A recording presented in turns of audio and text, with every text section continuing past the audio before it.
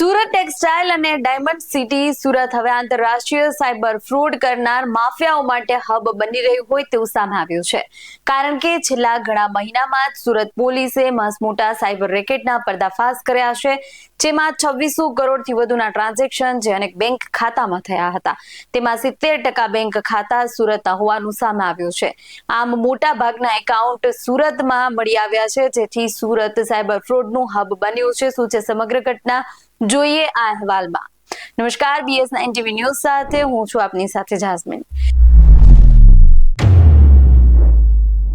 સુરતમાંથી અલગ અલગ વ્યક્તિઓ પાસેથી ભાડેથી બેંક એકાઉન્ટ ખોલાવી તેની કીટો દુબઈ મોકલવાના ચકચારી કૌભાંડમાં માસ્ટર માઇન્ડ એવા ચંદ્રેશ કાકડિયા અને મિલન દરજી ગેંગના સાગરીતોની સામે ગુજસીટોક દાખલ કરવામાં આવી છે। આ ટોળકી અનેક લોકોને digital arrest, online honey trap, sextortion સહિતના ગુનાઓ આચરી 197 કરોડથી વધુ રૂપિયા ખંખેર્યા હતા અને તે હવાલા મારફત અલગ અલગ દેશોમાં મોકલ્યા હતા।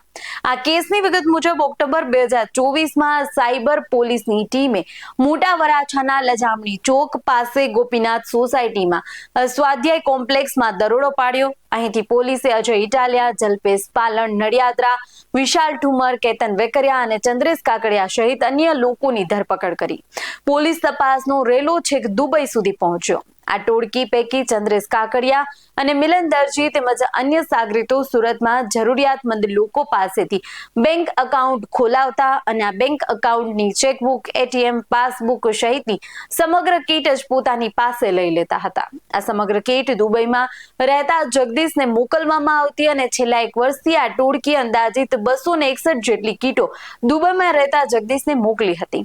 આ સમગ્ર ટોળકીએ ખોટા યુઝરનેમ અને પાસવર્ડ બનાવી તેમાં સાયબર ક્રાઇમના ગુના આચરતા હતા અને આ તમામ 261 ગુનાઓમાં અંદાજિત 77.55 કરોડની રકમ ટ્રાન્સફર કરવામાં આવી છે।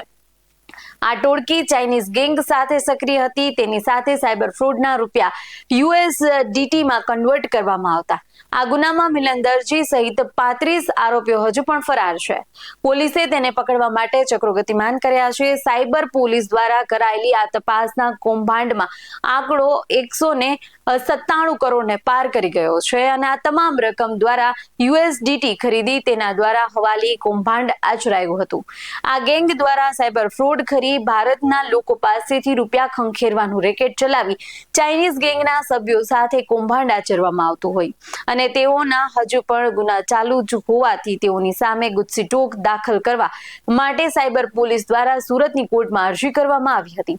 સરકાર પક્ષે મુખ્ય જિલ્લા સરકારી વકીલ નયન સુખડવાલા દ્વારા દલીલો કરવામાં આવી અને digital arrest, online honey trap, sextortion સહિતના સાયબર ફ્રોડ અંગેની દલીલો કરાઈ। કોર્ટે બંને પક્ષોની દલીલો બાદ આ ચાઇનીઝ ગેંગ અને મિલન દરજી ગેંગની સામે ગુજસીટોક દાખલ કરવા માટેનો હુકમ કરવામાં આવ્યો હતો। તો સમગ્ર સાયબર ફ્રોડ વિશે શું કહી રહ્યા છે પોલીસ અધિકારી, ચાલો સાંભળીએ।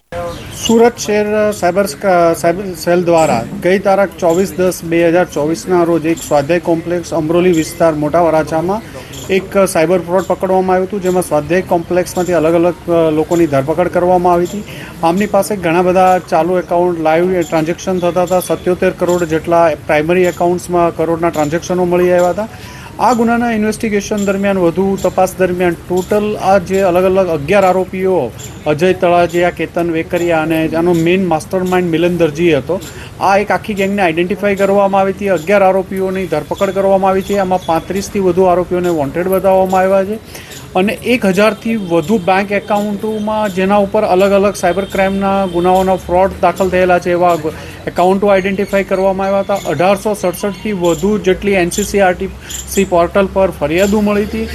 અલગ અલગ રાજ્યોમાં 250થી વધુ એટલે કે 30 રાજ્યો અને કેન્દ્રીય શાસિત પ્રદેશોમાં 250થી વધુ ગુનાઓ દાખલ થયેલા છે।